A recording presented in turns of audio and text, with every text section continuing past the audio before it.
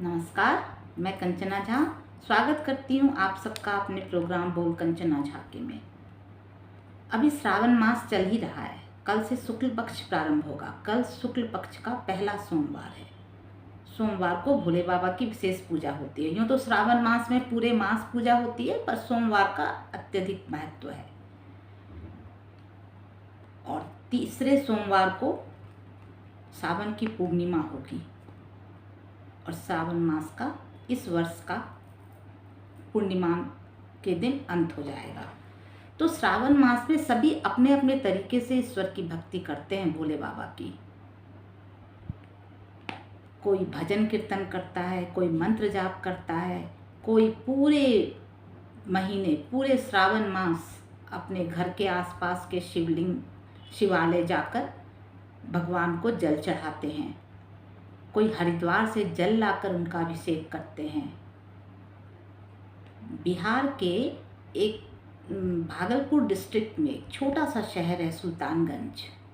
वहाँ उत्तर वाहिनी गंगा बहती है और वहाँ से श्रावण मास में लाखों की संख्या में लोग कांवर उठाकर झारखंड राज्य में स्थित देवभूमि देवघर जाते हैं, जहाँ बाबा बैद्यनाथ का मंदिर है। वहाँ जल चढ़ाते हैं। बहुत कठिन मार्ग है और बहुत लंबा रास्ता है और लोग नंगे पांव चलकर इस रास्ते को तय कर भगवान का जलाभिषेक करने जाते हैं। बहुत ही कठिन है ये। पूरे धरती से लेकर अंबर तक बोल बम के नारे से गुंजायमान रहता है इस मास में। लेकिन सुल्तानगंज की एक विशेषता ये भी है कि वहाँ से पूरे वर्ष कोई ना कोई कांवर चलता ही रहता है। यानी बाबा बैद्यनाथ का प्रतिदिन कांवरिये के द्वारा लाए गए जल से अभिषेक होता ही होता है। और 12 ज्योतिर्लिंगों में से एक हैं बाबा बैद्यनाथ, तो उनका बहुत महत्व है।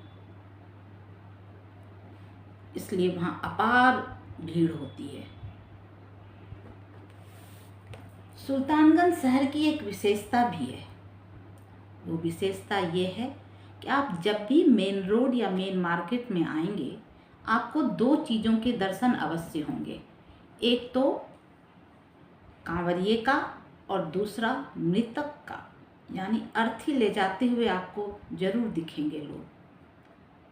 आसपास के सभी शहरों से लोग शवदाह करने या दाह संस्कार करने सुल्तानगंज के घाट पर आते हैं, क्योंकि वो उत्तर वाहिनी है, वहाँ का महत्व बहुत अधिक है। इसलिए तो हमें एक साथ शिव और शव दोनों के दर्शन होते हैं। एक धर्म के लिए कर्म कर रहा है और एक धर्म का कर्म साथ लेकर जा रहा है ना। तो हमें भोले बाबा ने भी अर्धनारीश्वर का रूप धारण किया था, यानी ये शिव और ये शिवा। ये संसार को यह संदेश देने के लिए कि नर और नारी दोनों बराबर हैं, दोनों समान हैं, कोई किसी से कम नहीं है ना। हम इंसान कम करते हैं वो अलग बात है, पर भगवान ने हमें यही संदेश दिया है। इससे हमें प्रेरणा मिलती है कि हम किसी के पति पत्नी दोनों एक दूसरे को कम ना समझें। नर और नारी दोनों का हर चीज़ पर बराबर का अधिकार है। उन दोनों के सहयोग से ही ये सृष्टि चल रही है, ये समाज चल रहा है, ये संसार चल रहा है ना। तो शिव के बारे में कहा जाता है कि शिव ही भक्ति हैं और शिव ही शक्ति हैं, शिव ही मुक्ति हैं और शिव ही तृप्ति हैं, शिव ही गंगे, शिव ही चंद्र है, शिव ही सत्य और शिव ही मंत्र है, शिव ही आग और शिव ही धतुर है, शिव ही संयम और शिव ही फितुर है, शिव ही डमरू, शिव मृदंग है, शिव बेलपत्र और शिव ही भंग है, शिव ही धरा और शिव ही अंबर, शिव आशुतोष और शिव श्वेतांबर। शिव ही तुम में, शिव ही हम हैं, शिव ही ज्योति और शिव ही तम है। शिव ही काल और शिव त्रिकाल है, शिव महाकाल और शिव ही कपाल है। शिव ही चिंतन, शिव ही मंथन, शिव ही काया, शिव ही कंचन। शिव ही नदी और शिव ही समंदर, शिव ही त्रिशूल और शिव बाघंबर। शिव ही अमृत, शिव ही हलाहल, शिव ही शांति और शिव कोलाहल। शिव ही घट घट, शिव ही मरघट, शिव ही धारा, शिव ही केवट। शिव ही अक्षर, शिव पंचाक्षर, शिव ही ज्ञान और शिव ही निरक्षर।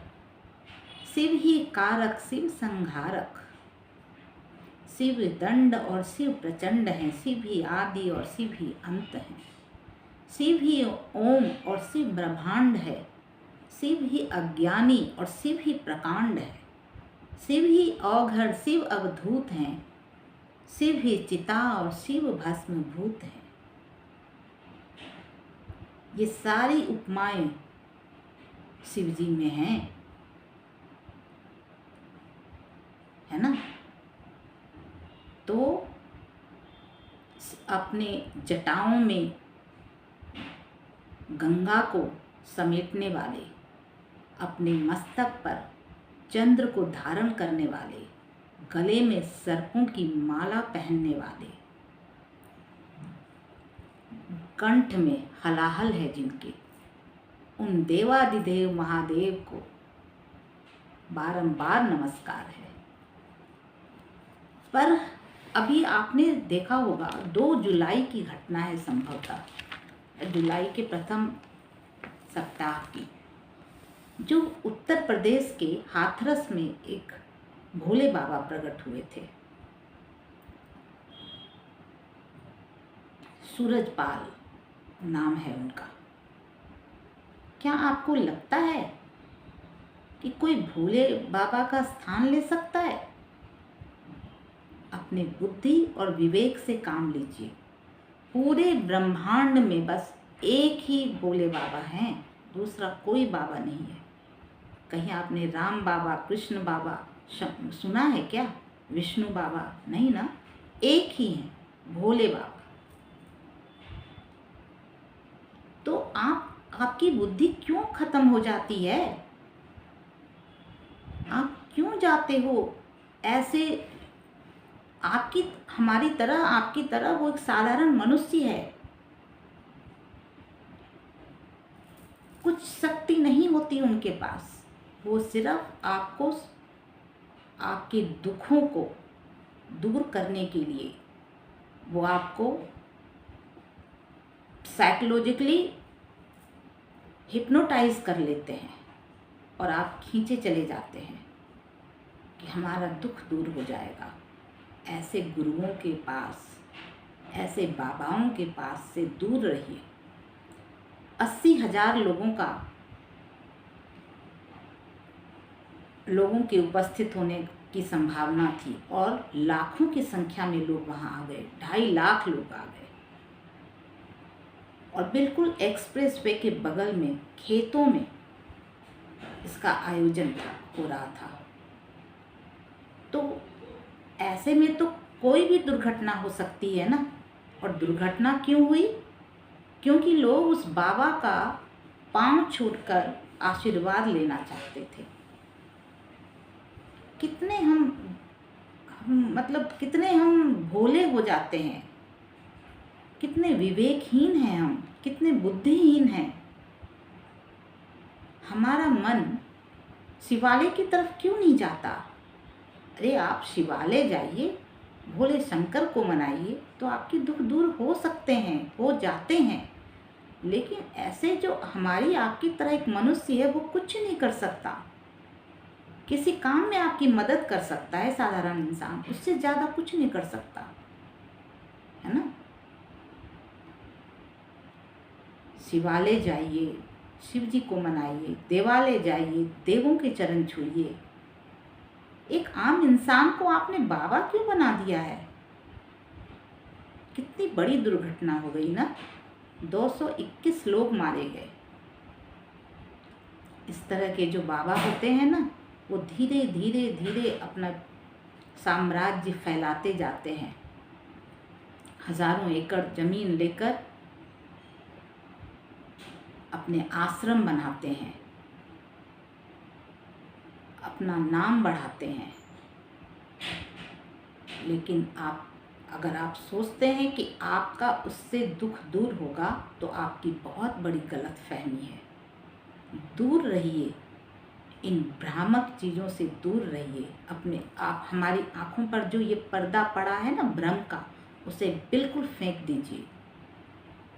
ईश्वर के अलावा, इस सृष्टि को चलाने वाले के अलावा कोई नहीं है, कोई भी नहीं जो आपके दुखों को दूर कर सके।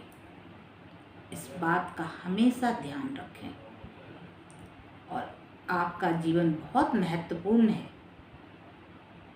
आप अपने जीवन को इस तरह अकाल मौत में मत धकेलें। नमः शिवाय।